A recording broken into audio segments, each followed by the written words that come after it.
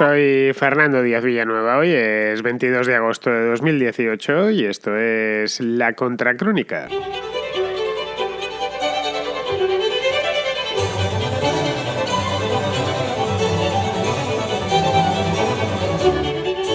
El Congreso Nacional Africano, que no es un congreso propiamente dicho, es el partido que gobierna en Sudáfrica, quiere modificar la constitución de aquel país para expropiar a los granjeros blancos y repartir luego, una vez expropiados, toda esa tierra entre los jornaleros de raza negra. Bien, esto se sabe desde hace meses porque lo pasó el Parlamento de la Asamblea Nacional de Sudáfrica, creo que fue, no sé si en el mes de febrero o en el mes de marzo, y ocasionó algo de revuelo. Bien, de revuelo internacional, quiero decir. En Sudáfrica, más que revuelo, lo que ha ocasionado es un auténtico escándalo dentro del país. Y tiene lógica que así sea, porque hace solo 25 años que Sudáfrica pasó página con el apartheid y se reconfiguró como un país multiétnico que reconocía los mismos derechos y los mismos deberes a todos los ciudadanos del país, sin importar su origen o el color de su piel, en definitiva. Y claro, ve ahora cómo el gobierno, porque esto parte del propio gobierno, está traicionando la misma idea sobre la que se fundó la nueva Sudáfrica, que no tan casualmente, lo recordaréis, en los años 90 se la llamaba el país del arco iris y de hecho se lo sigue llamando en la publicidad para el turismo y tal. Somos el país del arco iris y aquí cabemos todos, hasta incluso su propia bandera está llena de colores y demás. Pero al margen de eso, al margen de lo que se ha publicado en prensa y se sigue publicando, el tema ha renacido ahora en el mes de agosto porque quieren modificar la Constitución. Lo que pretenden hacer ahora en Sudáfrica ya se ha hecho. No en la propia Sudáfrica, pero bueno, se hizo en la propia Sudáfrica, pero al revés, cuando los negros tenían problemas para acceder a la propiedad o tenían recortados sus propios derechos. Pero algo muy parecido a esto ya se hizo hace no mucho tiempo, hace 20 años, en Zimbabue, que es un país fronterizo con Sudáfrica, y se hizo con desastrosas consecuencias para la economía que la propia Zimbabue está pagando todavía y seguirá pagando durante mucho tiempo. Ante esto cabe preguntarse, lo primero es si acaso no han aprendido de aquello o que quizá detrás de esta historia hay más razones políticas que raciales.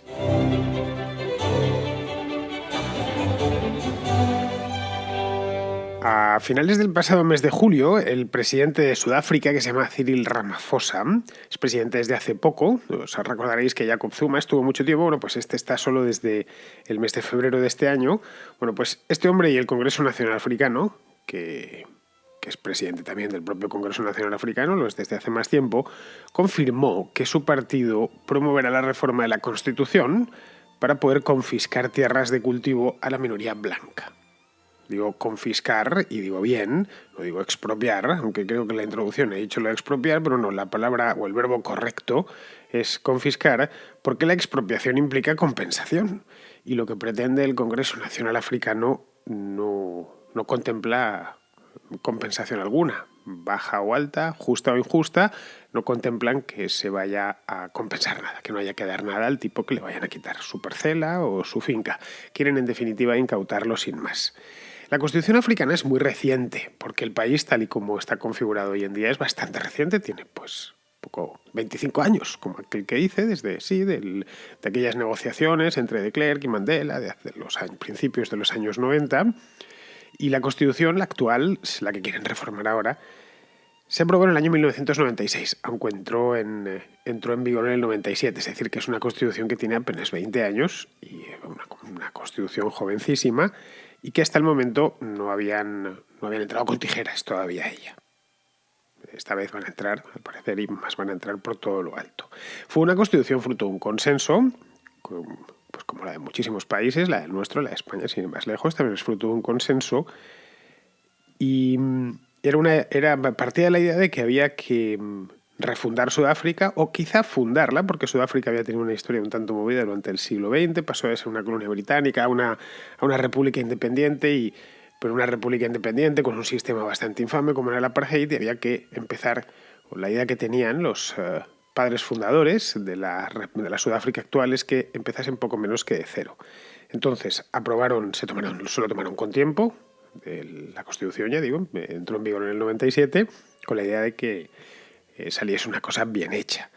Aprobaron primero, de hecho, una constitución temporal que en el año 1994 hasta que tuviesen la definitiva terminada, ¿no? Tras las elecciones, las primeras elecciones libres en las que pudieron participar todos, que fueron en el año 94, pues aprobó una constitución por una cosa puramente temporal hasta que tuviesen la constitución definitiva.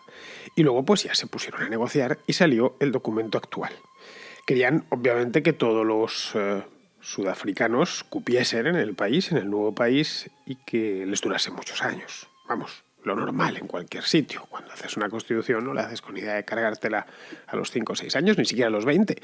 Pretendes que te dure muchísimo tiempo y que sirva como herramienta, sobre todo si le has dedicado unos cuantos años a fabricarla y a consensuarla. Bien, este era el caso claramente de la Constitución sudafricana.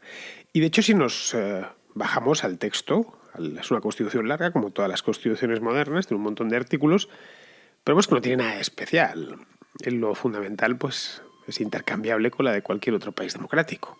Es una copia prácticamente de todas las constituciones, o casi todas las constituciones de nuestro mundo, al menos las modernas. La de los Estados Unidos, como es tan antigua, pues tiene sus peculiaridades, tiene un montón de peculiaridades, pero las modernas están cortadas por el mismo patrón. Bien, esta Constitución contempla la expropiación, como todas las constituciones.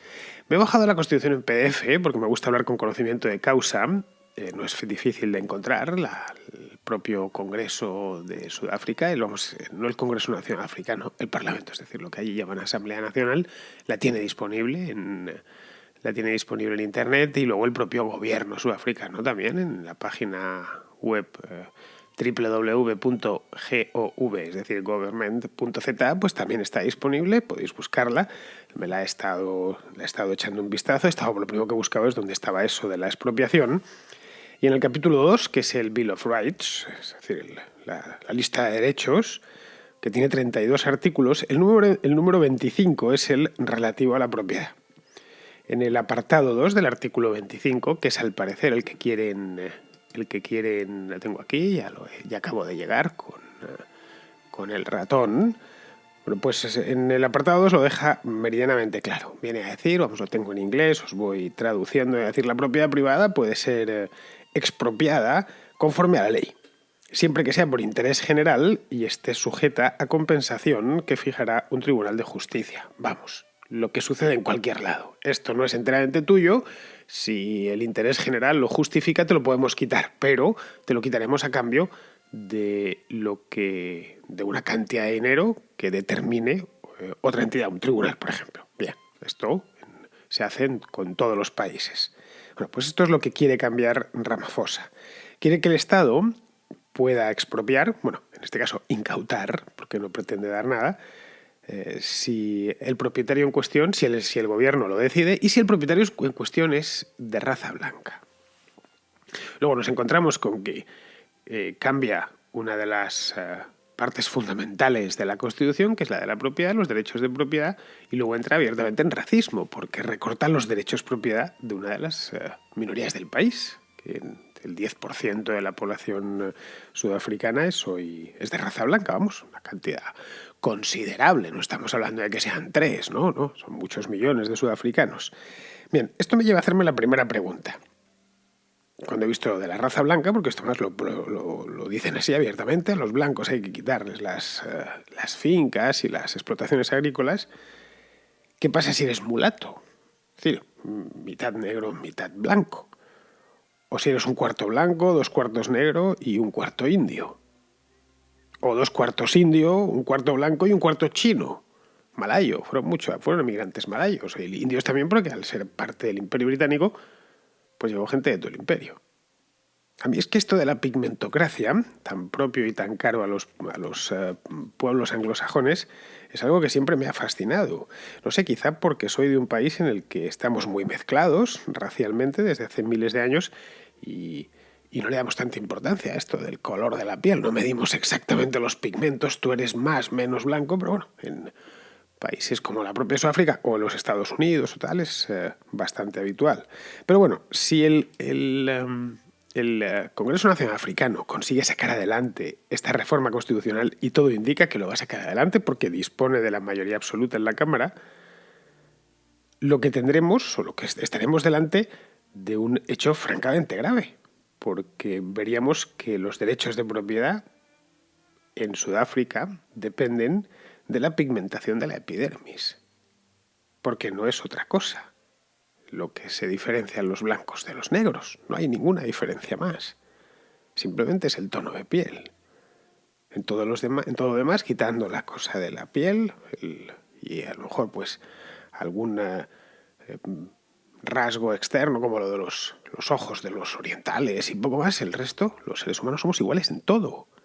Es decir, la diversidad racial de nuestra especie es minúscula, al lado, por ejemplo, de la de los perros, ¿no? Pues un caniche o luego lo comparamos con un San Bernardo, con un pastor del Pirineo, y decimos, bueno, pues caray, si quisiéramos cruzarlos tendríamos problemas para cruzar un chihuahua con un doberman, por ejemplo. Bueno, sería poco menos que imposible, al menos de manera natural. Bien, esa diversidad no se da entre los seres humanos, que nuestras diferencias entre las razas son minúsculas. Pero bueno, esto de recortar los derechos de una minoría por el color de su piel, por la pigmentación, es una idea infame que, además de serlo y de ser tremendamente inmoral, siempre termina de manera catastrófica. Siempre que se ha ensayado en cualquier rincón del mundo donde se ha ensayado esto, y termina primero para la minoría, a la que le han recortado los derechos, y después para el resto de la sociedad. Es decir, si algo nos enseña la historia, las lecciones de la historia, es precisamente eso. Pero, sin embargo, en Sudáfrica mucha gente defiende que a los blancos se les quiten las tierras que poseen, porque esta decisión que ha tomado Ramaphosa él no lo ha hecho porque él sea un racista redomado, es porque cree que es político, él es un político a fin de cuentas por encima de todo, porque es políticamente conveniente y porque le va a proporcionar votos. La razón que arguyen muchos en Sudáfrica es que los blancos llegaron hace relativamente poco tiempo y se apropiaron de la tierra, así por las buenas. Se la quitaron a sus legítimos propietarios, que eran los negros que había allí. Esa es un poco la idea general que cuentan. Lo cual en parte es cierto, es decir, los blancos llegaron, sabemos exactamente el año en el que llegaron y se establecieron. Los primeros europeos en llegar no fueron, como piensan a veces, en llegar a Sudáfrica no fueron los holandeses, fueron los portugueses. Lo que pasa es que los portugueses no se establecieron en Sudáfrica, o al menos en gran cantidad. Los primeros en establecerse fueron los holandeses, en 1652, a mediados del siglo XVII. Crearon o fundaron la ciudad del Cabo y la colonia del Cabo. Y luego ya, un siglo más tarde, ya dentro del siglo XVIII, llegaron los británicos, que con el tiempo pues incorporaron la colonia holandesa a su propio imperio.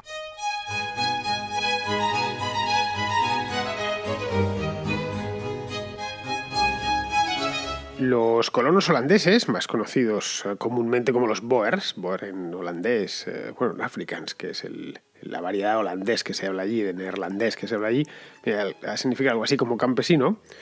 Estos colonos exploraron el interior de Sudáfrica, el Gran Karoo, se subieron sobre la meseta central del país, ¿no? El altiplano central. Lo exploraron durante los siglos XVIII y XIX. Y empezaron a asentarse y a fundar ciudades allí, pues la propia Pretoria, Bloemfontein, por ejemplo, pero Bloemfontein es que no puede, con ese nombre, no puede ocultar que es de fundación neerlandesa o africana, es decir, o Boer para el caso. De hecho, en el Gran Trek, que fue uno de los grandes episodios del pueblo Boer, esto fue en la década de 1830, llegaron hasta lo que es hoy el Transvaal, que es donde está Pretoria.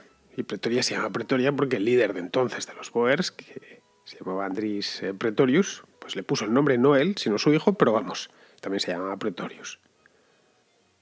Es decir, cuando los holandeses recorrieron el país, lo que es hoy Sudáfrica estaba muy poco poblado, no tuvieron apenas que guerrear.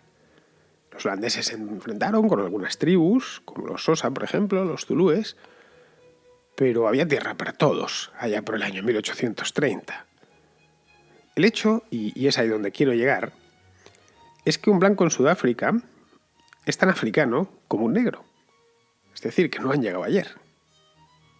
No es un europeo que llegó hace 3 días por la tarde en un avión y le arrebató la tierra a los del lugar, en absoluto. Llevan generaciones, hablando de siglos. Hay tribus que llegaron mucho más tarde que los holandeses a Sudáfrica, tribus actuales en Sudáfrica, que llegaron bastante más tarde, estamos hablando de mediados del siglo XVII. Por las mismas podríamos decir, por ejemplo, que Andrés Manuel López Obrador en México tiene que irse del país porque no es indígena. Y que los indígenas tienen pleno derecho a expropiarle lo que tenga e incluso a expulsarle. Pero no los americanos o los mexicanos de origen europeo, como es el caso de López Obrador, son tan americanos como los Mam de Chiapas, una tribu indígena que está en Chiapas, bueno, y en la propia Guatemala. Es decir, los Boers llegaron desde Holanda, o los antepasados de los Boers habían llegado desde Holanda, pero los zulúes también llegaron de fuera en algún momento.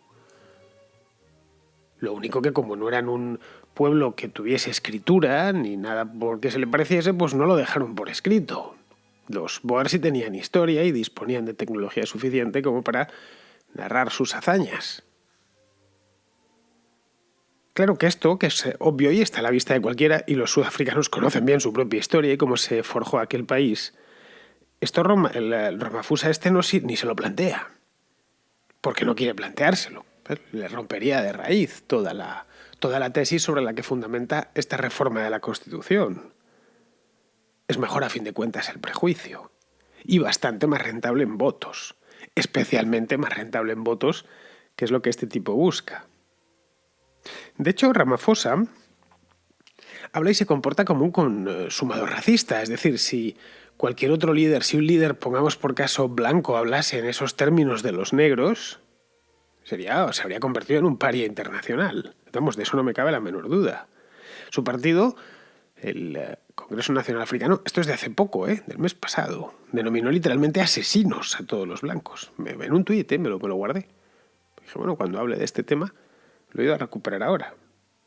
Y en más de una ocasión, este hombre ha dicho que que con los blancos hay que actuar como con las ranas en una sartén. No sé si conocéis lo de las ranas en la sartén, que hay que calentarlas poco a poco hasta matarlas. Porque si lo haces de golpe, la rana salta, si pones el agua a hervir rápidamente, pero si el agua va ganando grados de temperatura lentamente, bueno, se habitúan y antes de que se den cuenta, pues las ranas se han muerto. Pues esto lo dice bastante a menudo, es uno de los símiles que más emplea el tal Ramaphosa. Y no es la primera vez que vemos esto, que es lo peor de todo, es decir, que ni siquiera es original. Hace 20 años, un poco más al norte, muy poquito más al norte, porque la frontera de Zimbabue está muy cerca de Pretoria, en Zimbabue Robert Mugabe salió con lo mismo. Estamos hablando del año 2000, 99-2000.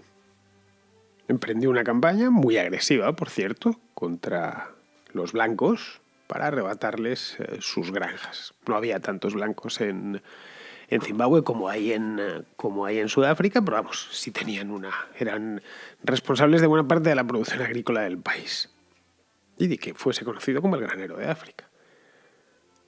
Bueno, las consecuencias creo que a estas alturas son bien conocidas. Hubo varios brotes de violencia, mataron a algunos granjeros blancos y otros salieron huyendo del país con lo opuesto. Y por supuesto la producción agrícola se vino abajo y Zimbabue se precipitó en una crisis económica muy severa, la de hace 10 años aproximadamente, que salía mucho en los periódicos y de la que no se terminaba de recuperar. En Zimbabue se llegó a pasar hambre de verdad. Algo inaudito, porque el país es tan fértil que ya, como decía antes, se le conocía como el granero de África, el breadbasket de África, incluso hasta el Imperio Británico. El gobierno reaccionó a todo esto emitiendo moneda y desató la hiperinflación, que hasta que ha llegado la de Venezuela, pues esta de Zimbabue había sido la última de la que se hablaba, la más reciente, ahora ya es la venezolana. La miseria se apoderó del país y muchos zimbabuenses, no solo los blancos, que por supuesto, muchos zimbabuenses negros emigraron. La mayor parte de ellos se fueron de hecho a Sudáfrica. Se calcula que hay unos 3 millones de migrantes zimbabuenses en Sudáfrica, viviendo allí. Pues bien, en Sudáfrica parece que están ya en las primeras etapas. Los ataques violentos contra granjeros blancos son por lo visto ya algo habitual. Y no lo digo por decir, lo digo porque tengo los datos. Los últimos meses se contabilizan más de 200 y han asesinado a 20 granjeros. Y otros han intentos de asesinato, ha habido unos cuantos más. De partidas que penetran en una plantación o en una granja y tratan de asesinar a los dueños sin éxito. Porque han tenido que poner muchos dueños verjas electrificadas, etc. Si reforman la Constitución, podrían requisar todas esas fincas, que es lo que buscan, claro. Y a partir de ahí, como bien sucedió en Zimbabue, decaerá la producción. La agricultura en Sudáfrica es de tipo extensivo. Vamos, hay un poco de todo, pero hay grandes plantaciones, grandes explotaciones ganaderas. Un país gigantesco, es como 2 veces y media España. Es decir, precisa de muy poca mano de obra y está muy mecanizado. De ahí que sea tan productivo. Los granjeros blancos son, de hecho, tan productivos como los europeos. Hace falta muy poquitas personas en el campo para dar de comer a mucha gente. Son gente que tiene conocimientos de agronomía y saben cómo gestionar una explotación agraria, que a fin de cuentas es como una empresa, que es saber de contabilidad y de un montón de cosas más, ¿no? De finanzas, de gestionar temas con los bancos, etc. Algunas fincas ya se han expropiado, con compensación, eso sí, pero ya se han expropiado. Y se han entregado a jornaleros negros. Bien, en todas esas fincas la productividad ha caído en picado. Porque en una explotación agraria actual no basta con saber sembrar, arar y cosechar. Hace falta mucho más. Si pretendes que aquello funcione, una simple explotación ganadera tiene muchas complicaciones dependiendo del número de cabezas que tengas, que no es tener 2 ovejas o una vaca. Requiere conocimientos de todo tipo. Y cualquier agricultor que tenga una explotación de tamaño mediano lo sabe perfectamente, que le quita todo el día, vamos. Y que no es tanto de doblar el espinazo y ponerse a segar como en los tiempos antiguos, sino de pasar mucho tiempo haciendo cálculos, llamadas de teléfono, etc. Peleando con imprevistos, que si el granizo, que si en caso de un ganadero pues que hay una enfermedad de tal, llamando a los veterinarios. Bueno, pues todo esto mismo ya sucedió en Zimbabue, pero no sirve de nada recordarlo porque Ramaphosa se está moviendo más por intereses políticos que por cualquier otra consideración. La gestión del país en general, del Congreso Nacional Africano, es bastante eficiente. Sí, nos vamos a los números, desde luego. El país no va bien, la inflación es alta, el desempleo es altísimo, está casi en el 30%, y la corrupción es generalizada. De hecho, Ramaphosa está en el poder porque el anterior Zuma de su propio partido se tuvo que ir acosado por la corrupción. Bueno, todo ese descontento entre la población negra lo está cooptando un partido populista que se llama Economic Freedom Fighters, o sea, algo así como luchadores por la libertad económica. Este lo lidera un tipo llamado Julius Malema. Bueno, el Malema, que no Maluma, Malema, en las últimas elecciones generales que hubo en Sudáfrica fueron en 2014, este tipo consiguió 25 escaños en la Asamblea Nacional y 1.100.000 votos. En las municipales de hace 2 años, de 2016, ya se puso en 3.200.000 votos. El tal Malema es un elemento cicutrino, un tipo peligrosísimo. En un mitin hace un par de años dijo que no estaba pidiendo a los suyos que masacrasen a los blancos por ahora, que mañana puede empezar a pedirlo. Pues bien, Ramaphosa teme a Malema, que es mucho más joven que él, 30 años más joven que él. El Malema es un hombre de 37 años, mientras que el presidente tiene ya 60 y muchos, 66 exactamente. Y por eso apela a los desposeídos. Él va al mismo público que Malema. Sabe que llamar a la envidia y a la venganza es bastante popular entre ciertas capas del país. Así que, incapaz como es de mejorar la situación económica, pues se ha abonado al populismo, nada nuevo. Y parece dispuesto a cualquier cosa con tal de ganar las elecciones, que serán en el año próximo, el año 2019, las elecciones generales. Ya os decía que Ramaphosa no fue elegido en 2014, que fue el Jacob Zuma que dimitió en febrero de este año. Así que quiere ganarse el cargo y cree que de arruinar el país y atropellar los derechos de buena parte de la población es no ya el mejor, sino el único camino.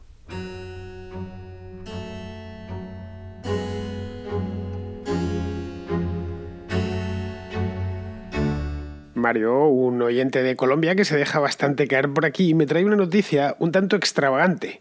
Una noticia extravagante de Venezuela, así que ya os podéis imaginar el resto. Bueno, casi que nos lo cuente él. Hoy te traigo una noticia de Venezuela. Se trata de las declaraciones de Diosdado Cabello, muy al estilo de la película Goodbye Lenin, que dice que se prepara para el éxodo de colombianos que van a ir a Venezuela después de implantar la nueva divisa, el tal Bolívar soberano. Sinceramente no entiendo o no sé si Diosdado Cabello es fanático del cine, pero realmente creo que esto supera la ficción. Gracias. Pues mira, cuando me lo estabas diciendo no te lo creía. Decía, ¿pero cómo puede estar diciendo eso Diosdado Cabello? Por suerte me has puesto el vídeo, el enlace al vídeo, he visto el vídeo y he visto que era verdad, que es cierto. Bueno, tanto que he convertido ese vídeo a MP3 para que lo podáis escuchar vosotros y veáis que ni Mario ni yo mentimos. Sabes que nosotros estamos preocupados, ahorita estamos preocupados. Aquí, lo discutimos en la dirección del partido. Esto puede ocasionar que vuelva el éxodo de colombianos a Venezuela. Para que tú veas. La salida de colombianos para Venezuela. Las decisiones que estamos tomando aquí nosotros, puede ocasionar eso. Bueno, como habéis escuchado al propio Diosdado Cabello en sus propias palabras, es un tipo que vive en una realidad paralela. Bueno, él seguramente no, él sabe de qué va la cosa, pero que trata de a los demás hacerles ver que viven en una realidad paralela. Esto de Venezuela, conforme van pasando los años, es cada vez más la casa de los espíritus, ¿eh? Es puro realismo mágico. Bien, en otro orden de cosas, Nata, que es una oyente del País Vasco, tiene un comentario sobre un documental que dejé hace unos días a los patronos dentro de la plataforma Patreon. Quería darte las gracias por facilitarnos ver el documental Los límites de la genética. Lo he visto con mucho interés, ya que por motivo de alguna de mis aficiones personales, que es la crianza de animales, pues llevo muchos años leyendo cosas sobre genética en general y aplicada a la cría de animales, la selección de características físicas, de salud, de temperamento, etc. Y entre otras cosas, lo que he visto en el documental es que algunas de las personas que aparecen en él se apartan del camino que muestra la ciencia e intentan arrimar el ascua a su sardina ideológica, me parece, que parece ser pues lo políticamente correcto y el marxismo cultural. Estoy pensando especialmente en el señor Agustín Fuentes, que me da la impresión pues, de pensar o querer hacernos creer que lo innato y hereditario no existe o es muy anecdótico, cuando esto no es así. Naturalmente que la ciencia, como muchas otras que la inteligencia, como muchas otras características, tiene un componente ambiental, es decir, pues influenciado por la alimentación, educación, experiencias vividas, enfermedades o accidentes sufridos, etcétera. Y tiene otro componente genético y hereditario. Vamos, esto creo que no se puede negar hoy en día. La ciencia lleva muchos años trabajando en ello y se han hecho numerosos estudios que muestran que la inteligencia es altamente hereditaria. Un saludo. Bueno, Nata, en el documental había más de un ideólogo y se notaba demasiado. Eso no, a pesar de que mis conocimientos de genética no son muy grandes, no había más que verles, no ya la cara, pero sí lo que decían. Empezó uno de los primeros en intervenir de Reich y ahí dije, bueno, voy a seguir viéndolo. Me gusta poner a prueba mis ideas, aunque en este caso no tenía muchas y es una de las razones por las cuales os lo dejé. Para los que sabéis de esto, pues que me alumbraseis un poco. Uno de los patronos, no sé si lo has visto dentro de la plataforma, Fabián, me dejó un comentario buenísimo sobre el documental que me encantó y se lo agradecí porque estaba muy bien redactado y tal. Y claro, él se nota que sabe mucho de esto y que de genética entiende mucho. Bueno, cualquiera, si no lo habéis visto, tenéis que pasar a verlo. Está en Patreon, ya sabéis, patreon.com/Díaz Villanueva. Y para cualquiera de vosotros que seáis patronos a través de esta plataforma, pues podéis ver el documental. Está subido creo que el día 16 o 17 de agosto. Hablo de memoria, pero vamos, hace solo unos pocos días. Muy bien. Os subí otro, por cierto, tenéis del muro de Berlín. Se os lo subí ayer, creo, que también está muy bien, aunque este va de otras cosas, de temas de historia y no de genética. Muy bien, pues vamos a ir terminando ya el programa. Vamos con Pizarro, que tiene un comentario reservado hoy para todos nosotros sobre la crisis de las emergentes. En un mundo sin garantías, el dinero trata de buscar beneficios a corto y mantener el valor a largo. No hay maldad en ello, hay riesgo de quiebra y oportunidad de lucro. Los países emergentes son una oportunidad a corto, y mientras cada previsión a corto era favorable, han sido el destino del dinero.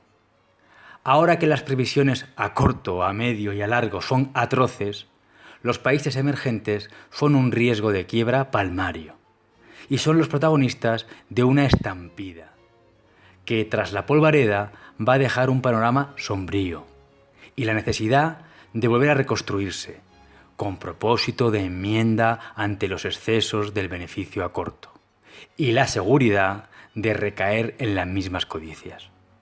Condición humana. Un cordial saludo de Pizarro. Muy bien, queridos amigos, pues hasta aquí ha llegado la contracrónica de hoy. Yo, sin nada más que ofreceros, me despido de vosotros. Hasta mañana.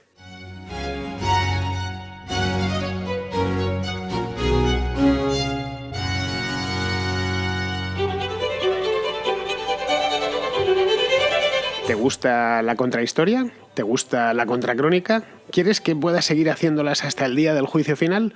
Apoya el programa y podrás disfrutar en exclusiva de El Contrapunto, un programa nuevo dedicado a la música, hecho además con los mismos ingredientes que la contrahistoria y la contracrónica. Instala gratis la aplicación de iVoox, busca la contrahistoria o la contracrónica y pulsa en apoyar. Una vez allí podrás elegir la cantidad de tu aportación. Si te animas, contribuirás a que este programa siga realizándose por los siglos de los siglos. Amén.